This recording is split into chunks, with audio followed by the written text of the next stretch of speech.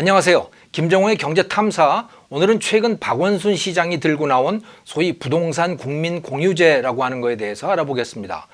보유세를 높여가지고 소위 부동산 공유 기금이라고 하는 것을 만들고 그 돈으로 서울시의 부동산들을 사들이겠다. 그래서 이 토지주택이라고 하는 게 사유재산이기 때문에 문제다. 그것을 국유화하겠다 또는 공유화하겠다, 이런 속내를 드러낸 것입니다. 그런데요, 그렇게 한 나라치고 잘된 나라가 없습니다. 최근 들어서 그렇게 한 나라가 짐바브웨와 베네수엘라 정도죠. 아프리카의 짐바브웨, 베네수엘라, 남미입니다. 근데 두 나라 다 망했죠. 국민들이 굉장히 지지를 했던 거예요. 자, 그렇게 하면 내가 공짜로 집에 살게 살 수 있겠지. 또 그렇게 하면 내가 농지를 공짜로 받을 수 있겠지. 이런 기대를 걸고 이 짐바브웨의 무가베와 또 베네수엘라의 차베스를 국민들이 지지했던 겁니다. 그런데 결과는 뭐냐? 지옥을 만들어버린 겁니다. 그러니까 나라에 대해서도 공짜를 바라면 안 됩니다. 세상에 공짜는 없어요. 이 부동산 공유제라는 거, 국민들에게 집을 나눠주겠다, 그래서 부동산 시장을 폐지하겠다, 이런 발상이죠. 그런데 말이죠, 이미 토지 국유화, 공유제 이런 것을 했다가 포기한 나라들이 여러 나라가 있습니다. 그게 북한이고 베트남이고 중국입니다. 공산당에서 배급해준 집에서 살아야 했고 또 그 배급해준 사무실에서 일을 해야 됐다. 그게 바로 이 북한, 베트남, 중국이 과거에 겪었던 일들이에요. 스스로 그렇게 선택을 했던 거죠. 그리고 나서 그 인민들은 수령님, 주석님한테 감사하면서 그 집에서 공짜로 살고 그 사무실에서 일을 했던 거죠. 그런데 공짜로 살아가지고 좋은 것 같았지만 결국은 공산당의 노예가 된 거예요. 수령과 모택동 주석의 노예가 된 거죠. 그런데 이들은 여러분 잘 알고 있지만 결국 그 공유제를 포기하지 않았습니까? 중국 집값이 엄청 비싸다는 거 여러분 잘 아시죠? 이 표를 보시면 아는데요. 예를 들어 2017년에 자, 이게 여러 도시들의 집값을 비교를 했어요. 단독주택, 예를 들어서 서울이 빨간 글씨로 이렇게 표시되어 있죠. 서울이 제곱미터당 436만 원인데요. 북경 995만 원, 상해 945만 원. 그러니까 말이죠, 서울보다 값이 2배가 더 넘어요. 정말 값이 비싸죠. 아파트도 마찬가지입니다. 서울의 아파트 평균 가격이 제곱미터당 676만 원. 그런데 북경은 943만 원이고 상해는 890만 원입니다. 서울보다 40% 내지 50%가 더 비싼 거예요. 자, 근데 이상하지 않습니까? 아니, 중국의 토지는 국가 소유인데, 즉 공유제를 하고 있는데 왜 이렇게 집값이 비싼 거야? 도대체 이게 무슨 소리야? 거기 왜 가격이라고 하는 게 존재하지? 왜 시장이라고 하는 게 존재하게 된 거야? 명목은 국가 소유 공유제이지만 실질적으로는 그 공유제를 포기했기 때문입니다. 왜 그랬느냐? 이 철저한 배급제를 하다 보니까 모택동 시절에 그랬던 거죠. 아주 나라가 지옥이 돼버렸어요. 국민들이 이 자유가 없다 보니까 옴짝달싹을 할 수가 없잖아요.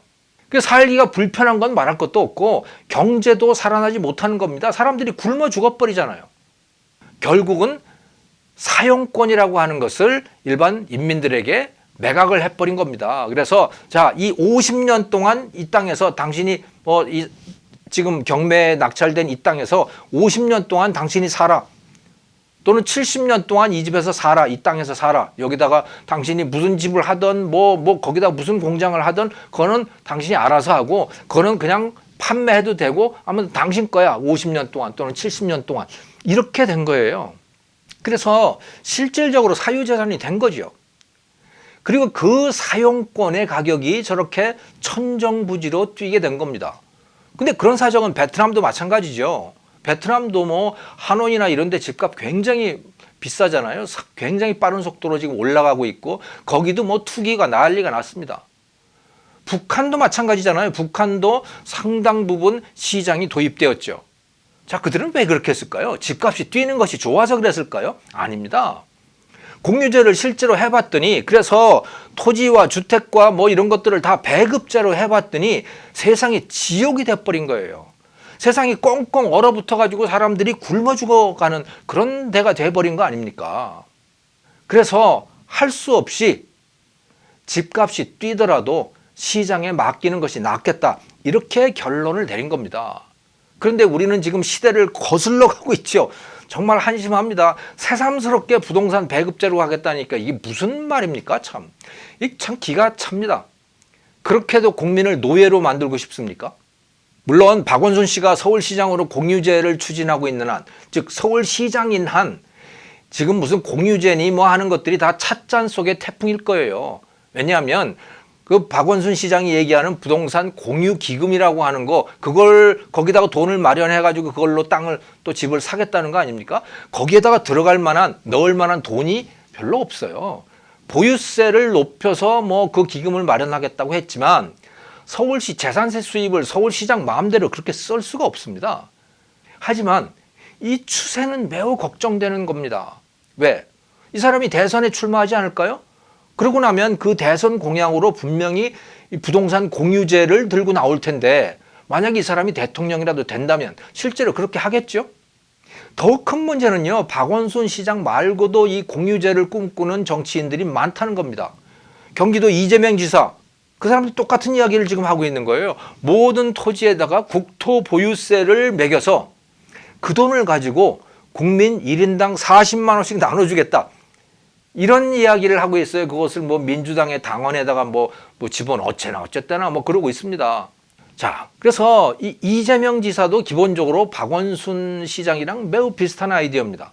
근데 이 사람만 그런 게 아니고 또 이 추미애 의원도 이 사람도 똑같은 아이디어를 갖고 있어요. 그래서 어떤 이 헨리 조지라고 하는 그 사람을 그 제목으로 내건 그런 세미나에서 이런 얘기를 했죠. 헨리 조지가 살아 있었다면 우리나라에도 이 중국과 같은 그런 이 토지 국유제를 하는 게 옳다고 생각하지 않았겠냐, 이렇게 이야기를 한 거예요. 넌지시 뭐 토지 국유제를 합시다 딱 이렇게 얘기하면 욕먹을 것 같으니까 중국처럼 가는 게 좋지 않겠어? 그거는 헨리 조지라고 하는 유명한 경제학자도 좋다고 했을 거야. 그러니까 뭐 넌지시 얘기를 하는 거죠. 자, 그러니 박원순 시장, 이재명 지사, 추미애 의원 뭐 좀 한다는 사람들, 이 민주당에서 뭐 좀 한다는 사람들은 다 지금 토지 국유제를 아주 이상적인 것인 것처럼 이렇게 들고 나온 거예요. 그것을 사람들에게 지금 마케팅을 하고 있는 거죠. 일반 국민들에게.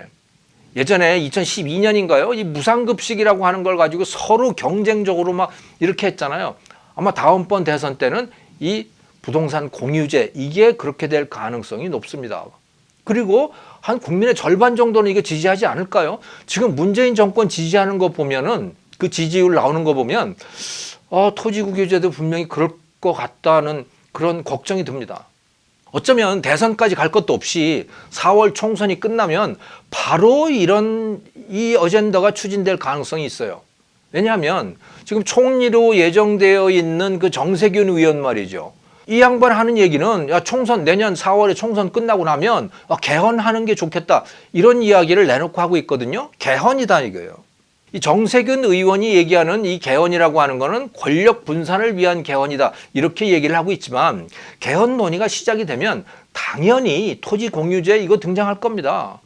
하긴 이 토지 공유제 이런 것보다도 더욱더 큰 이슈인 이 남북 연방제 같은 게 다루어질 테니 개헌 문제에서 공유제 같은 것쯤은 그냥 묻어서 넘어갈 수도 있을 것 같아요. 정말 이 나라가 위태위태합니다. 자, 김정호의 경제탐사, 오늘은 박원순 시장이 제안한 이 부동산 공유제에 대해서 알아봤습니다. 감사합니다.